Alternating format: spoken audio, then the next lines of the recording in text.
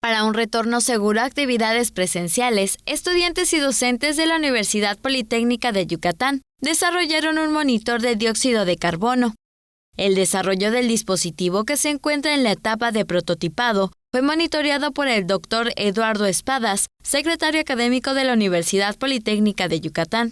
Su función es la de ser un instrumento para prevenir contagios de coronavirus en un espacio cerrado y monitorear la calidad del aire.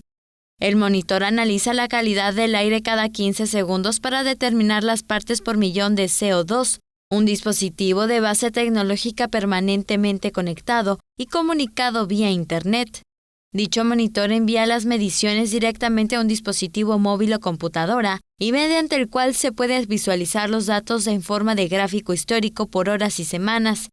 El sistema permite establecer un nivel de alerta mediante el cual, en el caso que se supere el nivel configurado, el dispositivo enviará una señal del peligro con un sonido de alerta a un dispositivo móvil y o estación de monitoreo del campus u oficina en la cual se tenga el equipo.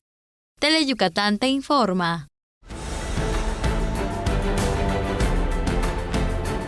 Teleyucatán te informa, lunes a viernes 3 de la tarde.